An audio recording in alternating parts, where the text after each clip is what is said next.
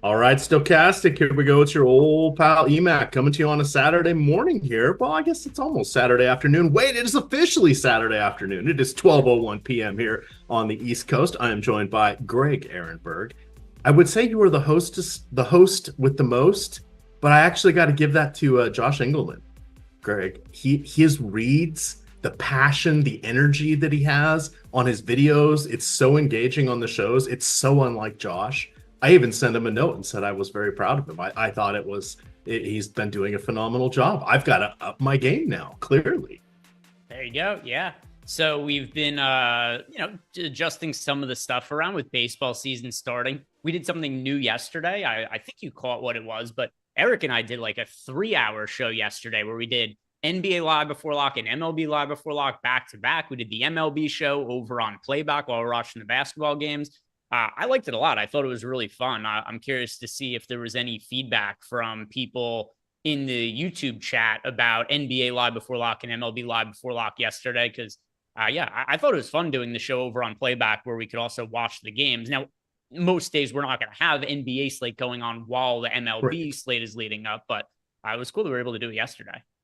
Yeah, that was a very unique situation there with, as you had pointed out to me, that ESPN had all of the games. They also, of course, had the NFL draft, etc. But by spreading out the playoff games, they were able to mostly capitalize on not having overlap. They did have a little bit with that overtime game, but they went to ESPNU to start the Dallas and Clippers game. But I thought that was kind of interesting seeing an early start because that would be 2:30 on the West Coast, and that's something a lot of times people forget is when we complain about baseball starting at weird 6:45 or whatever times, it's like it does that on the West Coast too. You just don't notice it because it's at already into the slate there. So I see. I got it. I was going to tell him, but I was going to let him get his get the rhythm, his opening show statement out of the way first before I didn't want to interrupt him to tell him to unmute himself. No, I'm going to have to repeat all of it now just for everybody in play. Yeah. So, all right. But we have elimination on the table today, Greg. It's a crucial game here. We have the Denver Nuggets sitting at 3-0, potentially ending LeBron James's 21st season in a not so fun way and in a sweep. That's just no way for the in-season tournament champions to go out. So that will be an exciting game. You've got Boston in Miami as heavy favorites, but they lost at home to that same Miami team as heavy favorites in game 2. That's what happens when you get 3-point variance. I believe Miami was something like 23 of 42 or something along those lines, set a team record for most 3-pointers in the postseason. We've seen a change in the starting lineup for Orlando, moving Wendell Carter Jr. in, moving Jonathan Isaac out. That may or may not have been the driver for their 40-point victory in the last game, but I suspect we're going to see the same starting lineup again. Why mess with that? And then we've got OKC. Right, they're the other team on the slate. There was in my article, I don't think I mentioned one word about the third game here. Everything was focused on the last two for me. So it's going to be an exciting day. Lots of basketball going from 1 o'clock, 3:30, 6, and 8:30. That OKC game, they're up 2-0. So this is the first game in New Orleans here. So things have staggered because each of the series got a 3-day break at different points in time. But we've seen all of these matchups at least twice, if not 3 times. Greg, is there any overarching thoughts that you have that you want to get in, or shall we start in with the analysis? Yeah. So one thing that I have been doing that I think is important to take note of at this time of the season is that teams that are down in the series, they have more incentive to get as many minutes as possible out of their key players. And also one other thing to note as well, Anthony Davis is listed as questionable. It's related to this. I would be stunned if Anthony Davis doesn't play today. Like, unless his arm falls off, he's listed as questionable with a wrist injury. He is going to play today. The Lakers are down 3-0 in the series. It's very, very highly unlikely they come back to win, obviously, but I do think that we should expect massive minutes out of AD and LeBron James. As many minutes as they could possibly handle, they're going to get today. If they are feeling good enough to play 48 minutes, they are going to. So it's something to think about where, like last night, for instance, I know that the Suns played poorly and didn't end up winning, didn't even come remotely close to end up winning last night. But we did see that despite there being some early foul trouble for guys like Devin Booker, they tried to give those guys all the minutes they possibly could. We also saw that the other day with Paolo Banchero. Magic down 2-0 in the series, getting a home game in the playoffs. What do? Paolo Banchero sees increased minutes in the early going. Also, they ran a ton of the offense through him. He saw increased use. He took like 14 shots or something absurd in the first quarter. We didn't end up seeing him play 44 minutes because the Magic ended up winning that game in a blowout. But it's very clear how teams approach these kind of scenarios. So teams like the Lakers today, that's going to be an important one. They are going to, the New Orleans Pelicans, that's another one. Expect big minutes in usage for the key players. Yep, that is going to be the name of the day. There are going to be several players that baseline projections are going to have them at 40 minutes, and that is totally reasonable today, which is something we definitely don't see. For the most part, it also means tightening the rotations on the ancillary players as well. So we could see some iron tight rotations, 6-7 man basically rotations today. So that should be fun. Starting at the top, you kind of mentioned you mentioned a little bit there with the one and only Anthony Davis. How do you feel about him? You've got LeBron up there. You have Nikola Jokic, and then you also have Jamal Murray. I haven't looked at our most recent update, but at one point they were 4 of the top 5 point per dollar projections that we had on DraftKings, concentrated in that quartet of players, 2 from each side here. That it feels like there's going to be a lot of PMR waiting until that final game. But how are you feeling about them? Because they're arguably 4 of the top 7 plays on the entire slate. Yeah. So, I mean, when I'm building out my lineups for these playoff slates where I am generally assuming guys who are questionable, like we said with Anthony Davis being questionable, I think he's going to play. Even last night, Grayson Allen ended up getting ruled out. I wasn't expecting him to get ruled out. I swapped to as much of Royce O'Neal as I possibly could, but I don't really make too many accommodations for my lineups at this point in the season because I am anticipating that we see everybody just kind of go out and play bigger minutes than normal, and guys who are questionable are generally going to play through injuries. With that said, the one that is kind of interesting to me because he's not a key player and also there seems to be some sort of other issue he's dealing with. Delon Wright is currently questionable due to personal reasons, and I haven't seen online. I want to check right now. Have you seen what it is, the personal reason that he's questionable for? I have not. Because this could be something that, let me see. So Delon Wright, just listed as personal reasons. They didn't say what it was. So, depending what that is, that could end up being something that's actually more important than basketball. So, a personal reason, like that could be something that supersedes the playoffs. So that's one guy who's questionable, who individually, Delon Wright's not the most important player on the slate, but it could create an interesting contrarian value option off the bench for the Heat. Yeah, and we need to find these little edges because there are not many, and this is one of our last. We are assured at least of three days counting today of 3 or more games. But as we start to, if we lose the Lakers here tomorrow, we've got another elimination game. So we could very quickly be down to the last of our fun slates, and we're going to be tighter and tighter until we get down to the showdown slates. They will, of course, do those rolling 2-day slates, but the prize pools aren't that large for those. So yes, this is one of our last hurrahs, Greg, to find those little edges, those little unidentified places. Or is anything really unidentified at this point? Probably not. But where are less people going? What is that path? The road not taken, right? The road less traveled. So this will be interesting. So is Jokic, you looking to be overweight on him? Are you looking potentially to have it be LeBron? Is Jason Tatum sneaking into that late night mix for you, breaking up the quartet of Nuggets and Lakers? What is your Sims looking like right now? Yeah, I have very balanced lineups for this slate. I actually am not getting to a ton of the super expensive guys, which it is a little bit hard to get all the way up to say like the Jokic type players on the slate.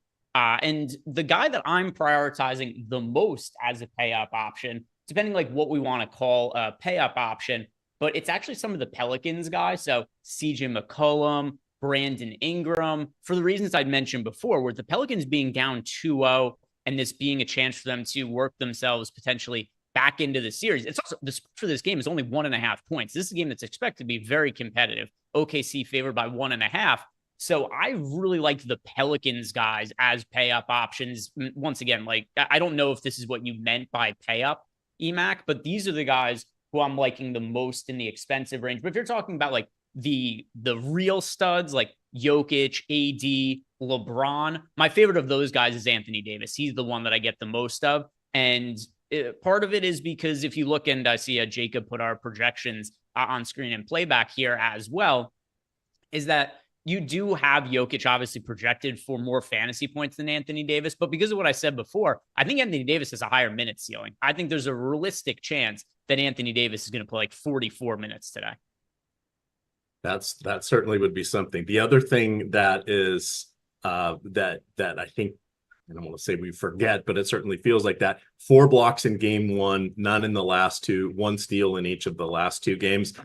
He does have power forward eligibility on FanDuel. You get 3 points for blocks and steals. I mean, if he has, a 4 or 5 stock game, that is really going to move the needle on his salary. He, with that extra eligibility, even though he's a little bit more expensive than LeBron, I think he is a good play over there on FanDuel. And he would be my priority even over Jokic there as well. It was something I was diving into this morning because I know people say, hey, give us some information on FanDuel. So there we go. I really think that Davis, wrist injury and all, is someone to look for on that particular slate.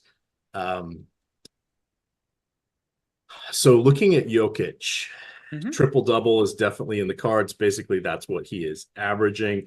So we kind of know what we're getting there. When we look at teammate Jamal Murray, I think it's 24, 24, and 21 field goal attempts in each of the 3 games. He is shooting not good. I think I want to say it's around 40% for these games. He's about a 45% career from the field. He was 48% this season. So he is someone that if everything comes together for him, he could be the slate breaker tonight. Do you have feelings about him at all? Are you looking to be over the field on Jamal Murray? Yeah. So one other thing I want to add as well about this is, and I'll answer your question in a second, EMac, Sure. but I saw a few people in chat bring up that game time decision players. A game time decision doesn't mean anything, really. It's just when a player is going to be announced in or out. Like a game time decision, if a player is probable in their game time decision, they're going to play. If a player is doubtful in their game time decision, they're going to sit. And also, I'm not saying this to be combative or anything with people in chat. I'm just bringing up the fact that you shouldn't fade somebody because of their game time decision. It doesn't mean anything. Like Chris Middleton was 100% going to play yesterday. There was a 0% chance he was going to sit. There was a 0% chance it was going to impact his usage or his playing time. There was no chance of him not playing in that game. So just want to make you guys aware that when you see somebody as a game time decision, it doesn't matter. The injury report still says this player is probable. This player is doubtful. This player is questionable. The game time decision is just, this is the time that we're going to announce whether this player is in or out. But still, if a guy's probable in their game time decision, they're going to play. All right. So back to the Jamal Murray query. Yes. So Jamal Murray, you had asked me if he was somebody who I wanted to be playing today. And the answer is yes, but also he's somewhat popular. I'm not all that different from the field. We do have Jamal Murray projected for in the contest generator, 29% ownership when I built out my lineups in my pool there. And then I got to him in 34% of lineups. So I am slightly overweight to Jamal Murray. But once again, the players that I really, really am like aggressively pushing a little bit harder are the players who are more in the must-win sort of scenarios. And the ones that qualify the most for that, I'm looking at like the Pelicans. I'm looking for the Magic to be a little bit more aggressive with their rotation again. And then even the Cleveland Cavaliers, who are still up 2-1 in the series. But after they won pretty comfortably in game 1 and game 2, and then they dropped game 3, the Orlando Magic are favored by 2.5 points today. I do think Cleveland will also be getting a little bit more aggressive with the minutes for their key players when you consider that they are not going to want this game to be knotted, this series to be knotted up at 2. No, that definitely makes sense. And so playing that. So here's the hard part is with Denver, the thought is, well, guys, if you put them away today, you're going to get almost a week off before the next series starts. So that's sort of the difference between, if it's a close game, if it's within 10 points, even if they're losing, I expect we see the Denver Stars. If it's out of control, we could see them wave the white flag in the fourth quarter. That's something we've only seen. I think only 2 teams have done that so far this season, and even then, it wasn't even until like the last 6 minutes of the game. So the blowout run isn't much. It's just as we're pushing more and more of the chips onto this core set of players that we've just spent 10 minutes talking about how they're all going to be getting 40 minutes. That's the one way that the rug can get pulled out from under you here. So you can tell little confidence inspiring thoughts and paths for things to working out. That would be the one path where it doesn't work out. But we've even seen some games where it's all but over, even 7-8 points down with under a minute to go, and the Stars are still out there, right? It's just like, oh, do you want somebody to twist their ankle? What are we doing here, right? You're not going to have a Reggie Miller-esque 8 points in 9 seconds kind of thing going on here. Or could you? I don't know. Chris Middleton sort of said, hey, it's not over till it's over. But that's just kind of the interesting thought there. Just wrapping up the Lakers, and then we'll transition to the rest of the slate here. I don't really see anybody outside of the starters, essentially, on either team that's worthwhile until you get to the 2-game late slate. There's just, and even outside of our core 4, the other guys are kind of just secondary options. Could Gordon or Michael Porter Jr. or D'Angelo Russell or Austin Reeves have good games? Sure. But, what does that entail? And then when you get down to the Rui Hachimura level, the Kentavious Caldwell-Pope level, well, there's kind of some better point per dollar plays on other teams here, and they're going to be battling the aforementioned core 4 for all of the usage. So this really feels like 5 guys from each team, and then really nothing else. And you're stretching to figure out, is it Tayshaun Prince? Is it Christian Braun? Brown? Is it Peyton Watson? And you're like, maybe is that what's going to happen with those guys? And you're looking at, are they going to get those 6 minutes of unexpected mop-up duty? Maybe yes, maybe no, and that's hard to see. Going to the first game here, Greg, I saw some people asking, do we skip this game? I don't think we need to. There's, we saw Paolo Banchero really just say, nah, I got this, guys, jack up a whole bunch of shots. He looked, I was listening along or watching on playback as you guys were describing it, and he had those 12 or 14 attempts in the first quarter or whatever it was. He ended the game with I think he made almost half his shots. So he really ended up doing quite well after that quarter. Had a great overall game, but that volume is just crazy. I suspect we're going to see Wendell Carter Jr. remain in the starting lineup, which in turn puts Jonathan Isaac to the bench. I think he's perfectly fine as a value play because most of his value ends up being via steals and blocks. Not so much scoring. He's going to be the 5th option on offense pretty much anytime he's on the court. He has like a 14 or so % usage rate, but he's still someone that at his salary can get there. He's just not as enticing coming off the bench, but then he's also not carrying that 60% projected popularity. Do you think we see Wendell Carter Jr.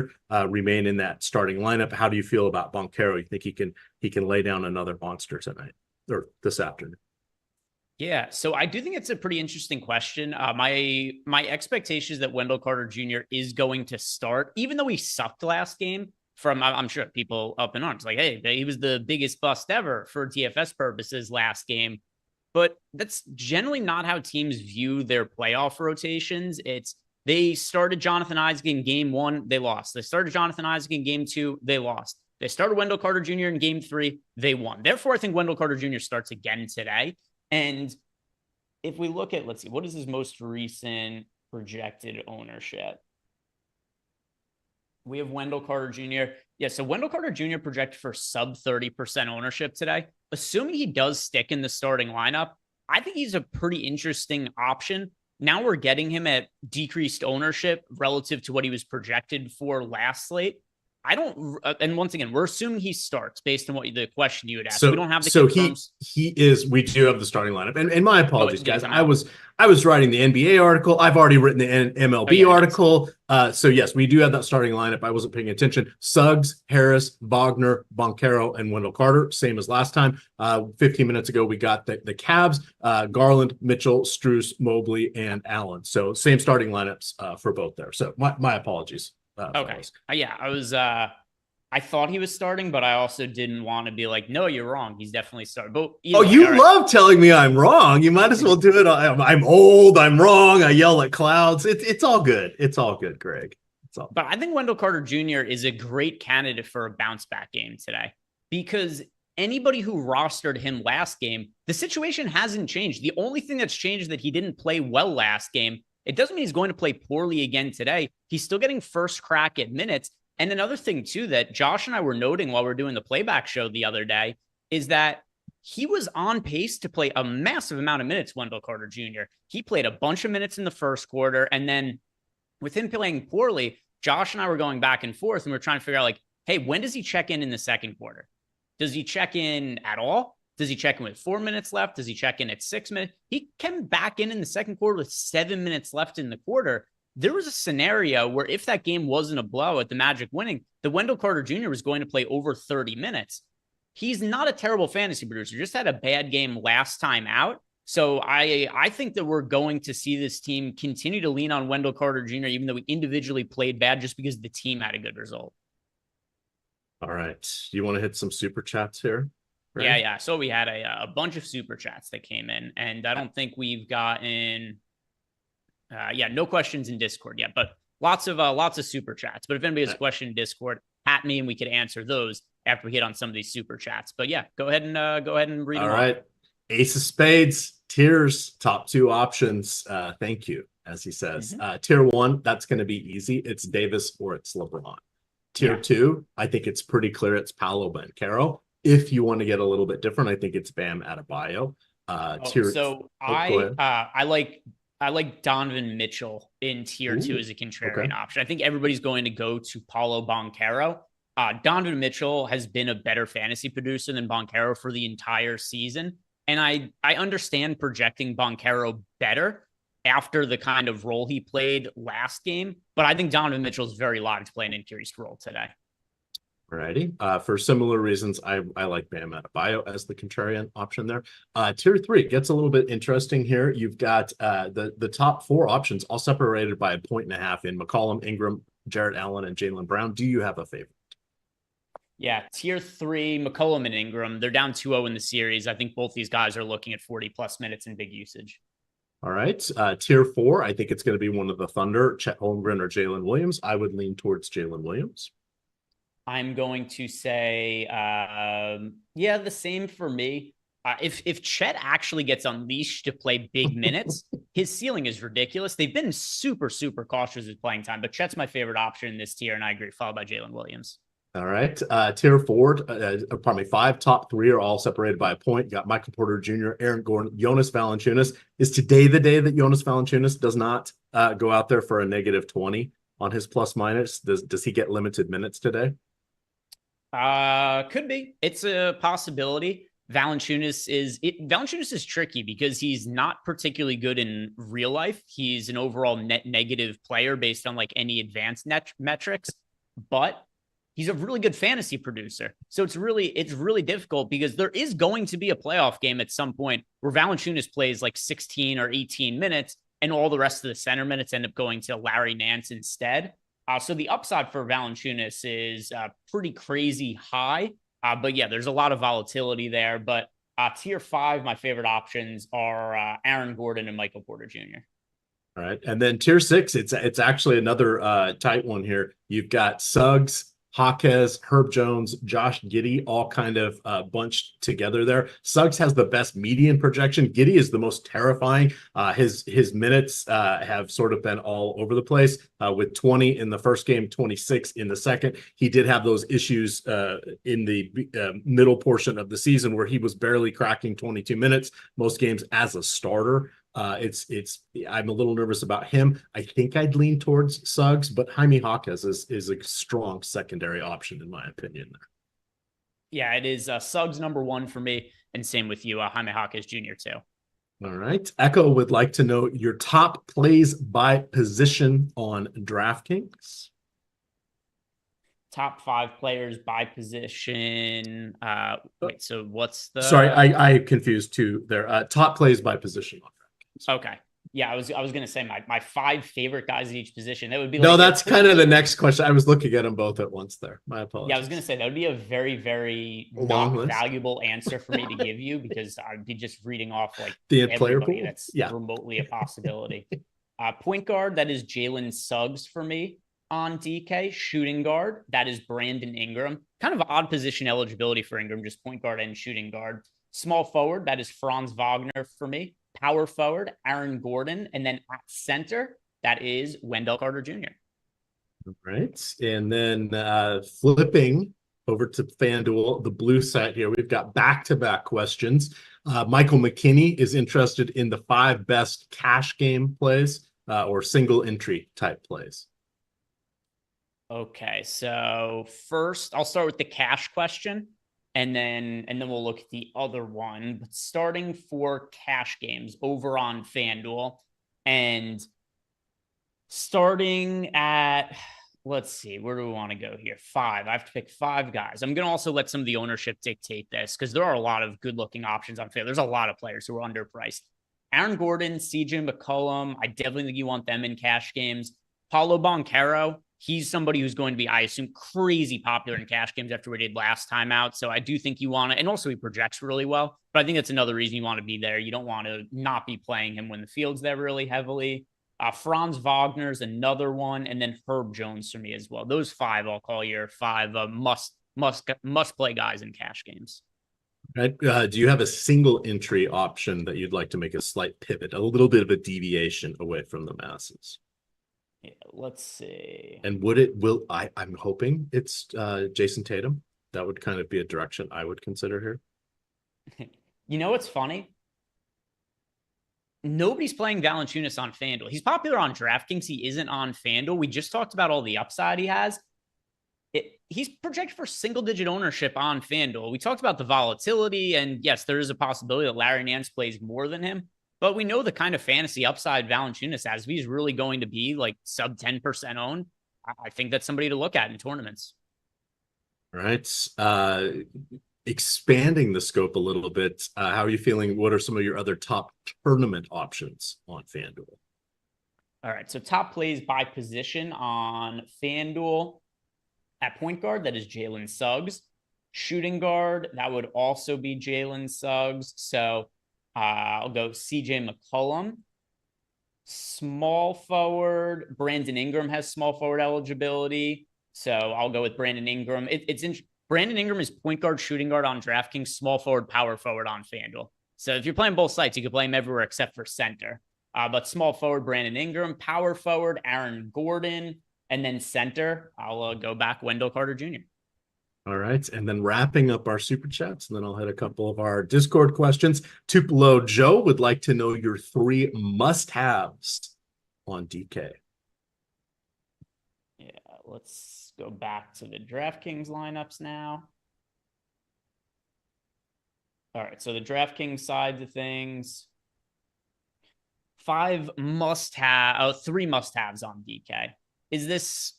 I'm going to assume this is a tournament question. I think it's safe to assume. I am going to say my favorite tournament options on DraftKings. I really like Wendell Carter Jr. as a tournament play. I'm not going to say he's a must-have, though. Aaron Gordon, Brandon Ingram. I think Franz Wagner is a very good pivot off of Paulo Banchero. Because one of the ways that Banchero doesn't have quite the same fantasy performance he had last game is if Franz Wagner ends up taking more shots than he did last game. Franz also played quite well last time out. But yeah, tournaments, those are three guys that I like quite a bit. All right. I was kind of looking at that for my article this morning, and I looked at Wagner, and not that can't change today. He hasn't attempted more than, I think, 17 field goals in any of the games thus far. That could break it or adjust at any time, but that just, being the chalk donkey I am, had me still a little bit more towards Banchero on that one there. In Discord here, I just closed it out. We have, how do you feel about Tyler Hero? He has been getting pretty good assists, and he's shooting 9+ threes per game. Is he going to be the hero once again? I am not really getting exposure to Tyler Hero today. He's also very expensive now. If you look at Tyler Hero, he is, let's see. Tyler Hero is $8,200. He's not $8,200. Was that a DraftKings or FanDuel question? I'm going to assume it was from Snip, so I'm going to assume that's a DraftKings question. So Tyler Hero is not going to be all that popular on DraftKings, a little bit more so on FanDuel, but DK, he's contrarian. He at least has that working for him. $8,100, though, is a pretty steep price for Tyler Hero, and it's such a difficult matchup against the Boston Celtics. I know that people are looking at the last game, and they're like, hey, Boston wasn't able to defend the three-point line, and Miami beat them, and people have just written off the Boston Celtics after the last game. I mean, the tweets that I was seeing after the other game, they were outrageous to me, because the idea that what Boston or what Miami did in the last game against Boston is repeatable in any kind of way is ridiculous. They shot 53% from three on 43 shot attempts. That is going to win you a game almost every single time. It's almost impossible to lose when you shoot that well. Boston's defense wasn't ideal. It was 20 of the shot attempts that the Heat took from three in that game were uncontested, which is a good amount. But just because a team takes 20 out of 43 open shots from three, it doesn't mean you expect them to make every single one of those shots, nor do you expect them to make more than half of their threes. There is going to be shooting regression from the Miami Heat in this game. I have very little doubt about that. And that's something that's going to potentially impact Tyler Hero. I don't think his ceiling is all that great at an $8,100 price tag. Right. And by the way, one other thing, because K Powers in chat said, nobody with half a hoop sprain is writing off the Celtics. I saw Kevin O'Connor, I forget which one it is, but like he's a prominent writer for the NBA. He said the Celtics have a 0% chance to beat the Denver Nuggets in the NBA Finals. Like this wasn't like a contrarian opinion. This is a widespread thought right now, just because the Celtics lost that last game, that they lack something that would make it impossible for them to win a championship. That feels like a hot. What do you think? What's the veracity of that in your mind? Do you think, sorry, what was that? Do you think that is I understand the position. Do you think that is a really a good statement? One game setting up everything. I mean, I don't know. My neighbor is cutting his lawn right now, and it is making me really hard to hear. It's making it really hard to hear right now. So are you asking me if it's to say the team that is the betting favorite to win the NBA Finals is a 0% chance to win is completely asinine and a total misunderstanding of probabilities. They're not guaranteed to win the championship or anything like that, but say they're just not live because they lost one game against the Heat where they were 14.5-point favorites, especially when you look at the shot quality data. There's a really interesting site that just looks at shot quality stats, and it's based on what these players typically shoot from three and how, or not just three, all of their shot attempts and the quality of the looks they got in that game, what the score of the game would have been if there was just average shooting performance. And if both teams had average shooting performances, including how far away defenders were from the proximity when players took shots, The Celtics were expected to win that game by 14 points. The Heat just shot. They had one of the best shooting performances in NBA history. I don't expect it to continue. Caleb Martin shot 5 of 6 from 3. I know he shot well against the Celtics in the finals or the Eastern Conference Finals last year. There's nothing about Caleb Martin where he's just like, shit, I'm playing the Celtics. I have to make 80% of my threes today. It's just some randomness. It was 43 attempts. They made 53.5%. A franchise postseason record, 23 makes. If you look just at three-pointers, the Celtics were okay at 12 for 32. That's 38%. So that's okay. Miami made, what is that? Not 11 more three-pointers. That's 33 more points, yet only won by 10. Right. So, I mean, it was the dialing up the variance, right? This is exactly their hope in everything played out perfectly. Yeah, that's not an indictment on Boston.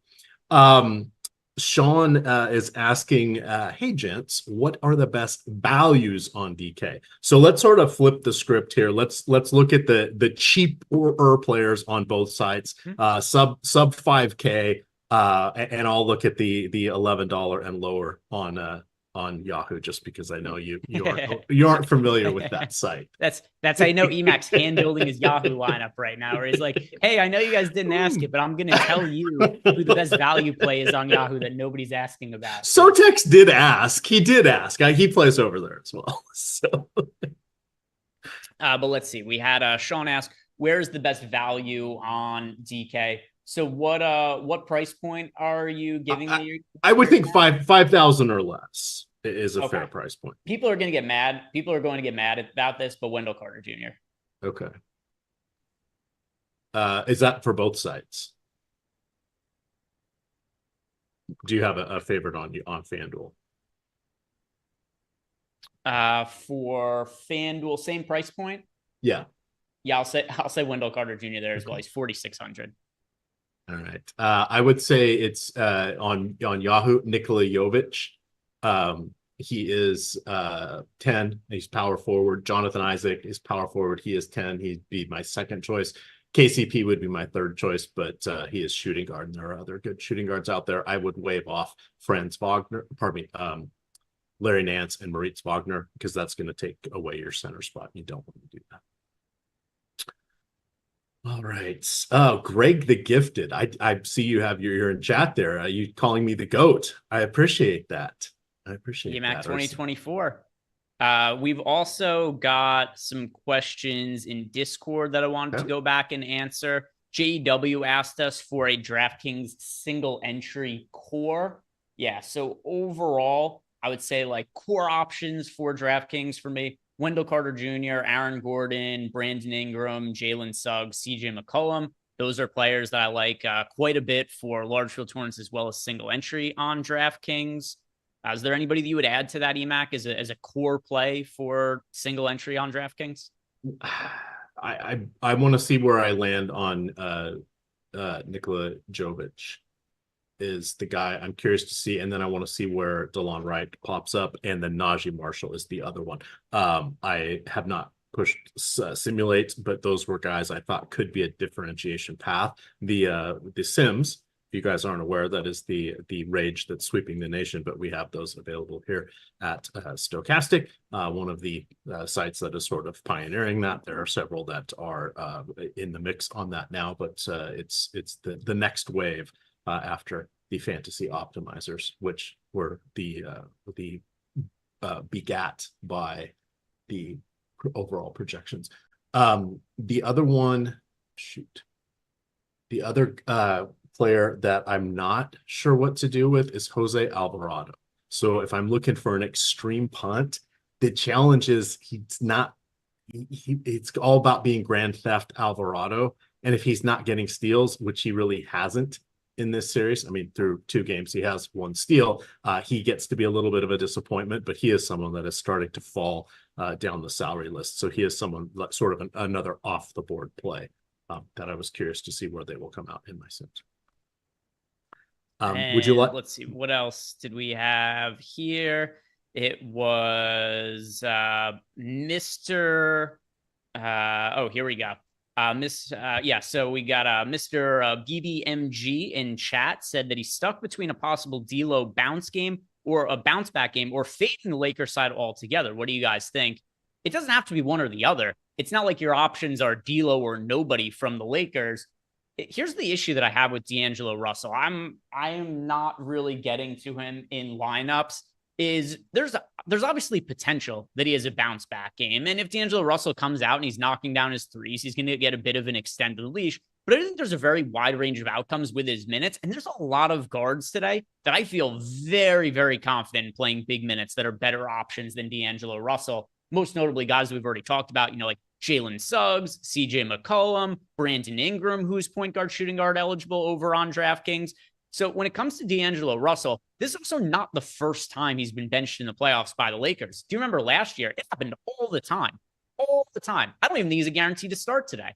I think the most likely outcome is that he starts. I don't think it's guaranteed, though. Not only did he play poorly last game, he was completely checked out. And I don't typically put a lot of weight into these kind of narratives, but if you guys saw some of what D'Angelo Russell was doing during timeouts, he was checked out to the point where he wasn't involved in the team huddle. He wasn't paying attention to the game. That's the sort of thing that a coach would look at and be like, hey, if he doesn't make his first couple shots of the game, we're not relying on this dude today. This is a must-win game for us. We're down 3-0. So when it comes to D'Angelo Russell, while there is a ceiling, I think the floor is way more likely to happen with Russell than the ceiling. So I'm focusing on other players that I feel much more confident in the roles in. Now, to the other part of the question, should he fade the Lakers altogether? No. I absolutely like guys from the Lakers. LeBron James, Anthony Davis. These are guys you should be playing. Just because I don't like D'Angelo Russell, that doesn't mean you fade the Lakers entirely. All right. I'm now running my simulations here. I'm assuming we've got all of the updates that we're going to need. Oh, one update I do want to mention. Would you like $500? I'd like $500. Yes. If you go to this YouTube description below us here, click on that link that takes you on over to Sleeper. Your first deposit will be matched up to $500. That's all the selling I need to do. Up to $500. These are opportunities are few and far between these days. You want to play within your bankroll. You want to deposit within your bankroll. But if you can, get a little extra money in there and take advantage of this, because reload bonuses, those are a fable these days. So grab these deposit bonuses while they exist, especially something as generous as this over at Sleeper. A lot of you guys may already play there on their season-long football contest. This is same company, but different platforms. So you end up signing up separately between those two. Just wanted to call that out, but they are a phenomenal site. They've got dynamic player props there. You can choose, push things up or down on some of the props, which gives you additional flexibility. You can get up to 100x payout on your 8-leg cards. It is a fun place to play. Again, that is Sleeper.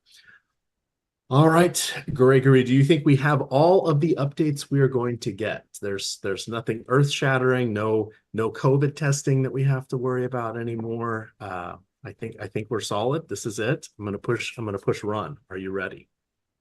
Yeah, I think you are good to do that. And while you do press your buttons there, I'm going to answer a question that we have in here from Einsteinium, who wanted to know, do we think the Lakers shake up their backcourt situation today? So I think the answer is maybe, which I know is not what you really wanted to hear. I think you probably want to hear something a little bit more definitive than that. I think the most likely scenario is still that D'Angelo Russell starts. I think his leash is very short, though.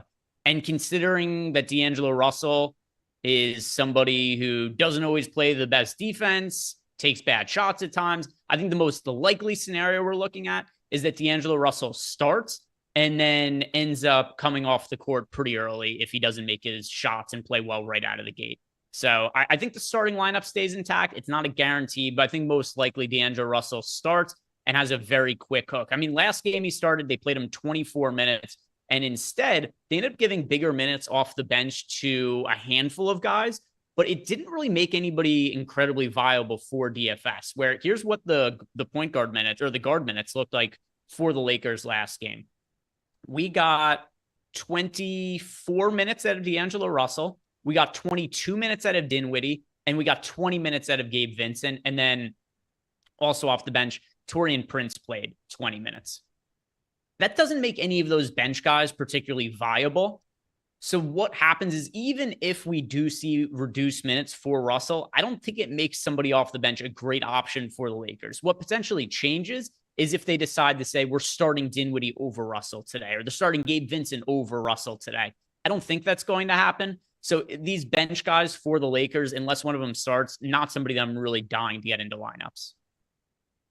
I don't even know that I'd really want one of them in my lineups if they were starting.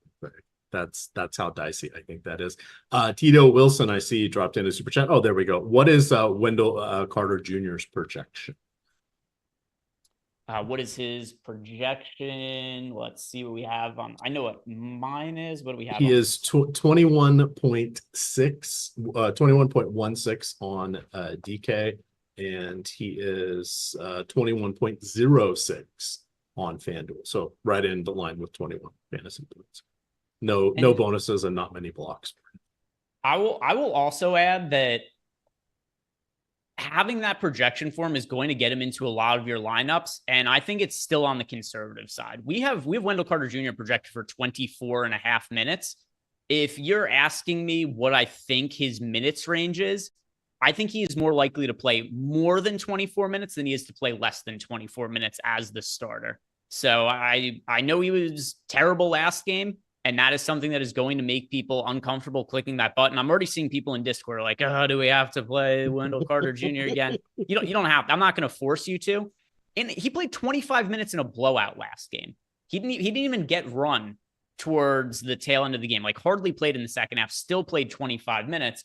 So there's an upside with Wendell Carter Jr. that might come and bite me in the ass again. But overall for the season, keep in mind, this is a guy who started a bunch of games for the Magic. 49 regular season starts for him in the regular season. He averaged 24.5 fantasy points. If you get 24.5 fantasy points out of Wendell Carter Jr., you're feeling pretty decent about him on a 4-game slate. And then obviously there's upside for more. I see someone asking, is Wendell Carter Jr. a good play on Yahoo? No, he is absolutely not. It costs you your center spot. He has not had a blocked shot in the last 200 minutes of court time, and he has had 1 steal. Those are crucial on Yahoo because of the 3 points, and you don't want to burn your center spot on him at all. Just no. Cross him out. When for what it's worth, I think we're projecting him for about 3%. I don't see any. I don't see the upside there. 21, you can get a lot of better players for $21. It's a different function on FanDuel and DraftKings. So don't waste it on Yahoo. All right, I've got my contests running now, Gregory. We've got 12 minutes until lock. We got a long day over there on playback. Games going from 1 until probably what? It's 10:45 or so tonight. Yeah, until forever, pretty much. Pretty much. I didn't even I will need a nap today to be able to make it to that last game. It was a little dodgy for me last night. I finally gave up when I realized my team sucked and I was losing 90% of my buy-ins across 2 sides. Sad story. But sometimes that happens. Anything that is terrifying you today? Any uncertainties? Any second guessing as we head down the home stretch here to lock? No second guessing. You know, you build your lineups, you put in minutes that you think are most likely to happen. And sometimes you're going to be right. Sometimes you're going to be wrong, but there's nothing I'm looking at. And it's like, I screwed this up or anything like that. I'm feeling pretty good about this slate. I did see we got a super chat from Pierre, and he's asking you a question. He's not even asking me. This is only you're allowed to answer this one, apparently. All right. It is favorite pitcher and stack for the early slate on FanDuel. Well, what do you know? I will tell you what, I will answer that at 1:00. We'll go baseball for now, but I will tell you at 1:00 what that is. I believe their slate locks at 3 on FanDuel, but I will get that information out because I do have an answer. The reason I pawned that off to you, by the way, is conveniently because he asked you the question, but also I have not looked at the baseball slates today as of now. I was prepping for basketball today. Well, I mean, I've only written Yeah, 2,500 that's words awesome. on You also today's wrote an slate. article. So we have that. And I'm just calling said article up. So I do have the answer rather quickly here. I think on where's the slate early? Why is it? What happened to my early information? Well, this is riveting. Early slate pitching is going to be Edward Cabrera going against the Nationals. The Nationals are horrible. They're without Lane Thomas, no Victor Robles. CJ Abrams is the only good player on their team. The early slate stack, that would be, I'm gonna go change the formatting on this because this looks like dog shit. That would be the batters of Birdland going against JP Sears. Focus on the first four in the lineup: Adley Rushman, Anthony Santander, Ryan Mountcastle, and Gunnar Henderson. Here you go. Pierre, good luck. Good luck, sir. All right, let me see. Were there any other questions that came into Discord? We did get a Monkey Prick. Monkey Prick asked, how much Chet am I playing?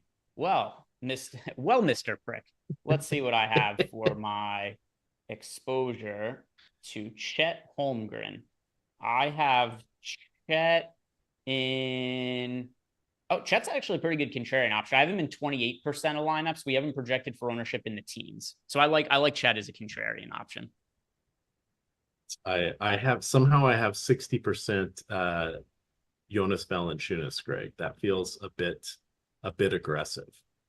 Hey, if he's going to keep getting the minutes, he's very live to have another big fantasy game. I think he's a good tournament play there. And then SWH in YouTube, he asked us a super chat here, and he asked us, this is an interesting one. He just asked, I know your answer is going to be based on what you just said. No, it's going to be Joe Val, which is terrifying. I agree, though. I think Joe Val is the way to go. It's a 1v1. Yes, it's Jonas Valanciunas or Derek White, and I do prefer Valanciunas to Derek White. That I would absolutely concur with. There are too many capable ball handlers for Derek White. Like pretty much everybody in the starting lineup is a capable facilitator. So KOC, I disagree with your assessment of Boston not being able to beat Denver. All right, to upload my lineups here. One more little adjustment. How much Jason Tatum did you end up? Speaking of Celtics, I don't think I landed on very much of Tatum. Let me go back and check. I know he's certainly not one of my most rostered players. Yeah, I only have 5% of Tatum. Only have 5% of Tatum. I think the most likely scenario here is that the Celtics probably beat the Heat by double digits and blow them out. Yeah. That makes sense. My biggest leverage plays are Joval, Suggs, and KCP. My most under leverage plays are Rui, Paulo Banchero, and Trey Murphy. I do like Trey Murphy at 23 on Yahoo, just not on DraftKings. Interesting. Let me download my lineups here. All righty. So what else do we have going on today, Greg? Well, I'm glad you asked. We have some MLB discussions that will be at 6 o'clock tonight. There are sort of two main slates today. There's a whole bolus of games going on at 4 o'clock. And then there is another set of games going on in the 7 o'clock hour. You want to remember that the Houston at Colorado game is really not in Colorado. It is in Mexico City today. The sports books learned after last year, it's a 16 or 16 and a half implied run total there for that game. So it's not, unless it's on one of your all day slates, you won't get it for DFS because I believe it's a 6:05 start. But if you're in the sports wagering world, it's not a glitch. It really is a crazy total. And some people did quite well on home run parlays last year, which is something you don't see a lot. Immediately they adjusted those for the second game and they didn't take any chances for today. I've got a crow that hates me and is going to poop on my outdoor stuff there, Greg. I'm very sad. He taunts me. I walk out there and he just steps off the ledge and floats down. Crows are Jerks. The wildlife of Florida. I hear there's a lot of cougars down there too. There's a lot to watch out for in that state of Florida. We got a Rosso Music left us a super chat. So I want to make sure we answer this before the show ends. But Rosso Music asked, any must plays or sneaky plays on the late slate? So the late slate, I haven't built out lineups for the late slate, but we've got the Boston Celtics, Miami Heat game, Denver Nuggets, Los Angeles Lakers. So it is, keep in mind that everything that we've been talking about here is relative to the 4-game slate, not the 2-game slate. So it does create a different kind of scenario. We're talking about the 2-gamer. If we're looking at the 2-game slate, my overall favorite spend up option for that amongst the options is going to be Anthony Davis. And then if we're looking for some sneaky options for a 2-gamer, this is where I think we could start to look at the scenarios where what happens if D'Angelo Russell does play some limited minutes, because that's something that could be more in play for the 2-game slate than the 4-game slate. That's where I think you consider somebody like Spencer Dinwiddie. Dinwiddie, who played extended minutes to an extent off the bench, but we got over 20 minutes for Dinwiddie. I think that's somebody sneaky to consider, because in a scenario where D'Angelo Russell gets benched early, you could see some extended minutes for Dinwiddie. I think that is a good call out. I do like, I mean, they're not sneaky, but Rui and KCP are not really in my plans at all for the 4-game slate. They will be for that late slate. So those are just, as Greg mentioned, you're cutting the player pool by 50%. It's really going to make some dramatic changes with how it goes. The popular plays that are already popular are going to become even more popular, and it's those afterthoughts that are going to be the players that start to be the keys to those slates. Any thoughts on Robinson if DeLon Wright sits? Yeah, so if Wright doesn't end up playing today, I think it could ultimately mean that we do see a little bit more playing time off the bench from guys like Duncan Robinson and Haywood Highsmith. So those are guys who, not that it makes them must plays or anything like that, but it does put them more into play if Wright doesn't end up going. Haywood Highsmith. He had a moment there in Showdown. Was it Eastern Conference Finals? He ended up being like the winning captain in one of those series. Yeah. I remember that one. Out of left field, out of nowhere, he ended up having a big game. Never to be heard from again. I can't remember which Heat game it was. Ryan might be watching, and maybe he could text me about it. But there was a Heat game where somebody got injured, and Ryan had somebody in like a multiplier spot who's like 0.1% owned, that he ended up thinking one of the FanDuel single game GPPs on. That was a few years ago. That was one of the bubble GPPs. But if Ryan's watching, I know he'll remember and he'll text me. I knew it until probably like a week ago. I think about that lineup he had all the time. I can't think of who an obscure Miami Heat player would be for that one. It wasn't Jay Crowder that year, was it? No, I think it was like when Dragic got hurt. Oh, I think it was Dragic got hurt, and then he had the backup that year, like no ownership. Yeah. It was not Udonis Haslem. That I can confirm. All righty. That gets us up to lock here, Greg. We're going to have playback going. That is key. We talked about Sleeper and the $500 deposit match, first match deposit, if you go through the link in the YouTube description below us here. And then we've got MLB Live Before Lock at 6 o'clock tonight. So good times ahead. You guys can follow Greg on Twitter at Ehrenberg DFS. We want to say thank you to producer Jacob. You can find me on Twitter at EMac DFS. And of course, it is stochastic_COM. With that, gamers, to playback we go. Yep. And that game is just about to be starting.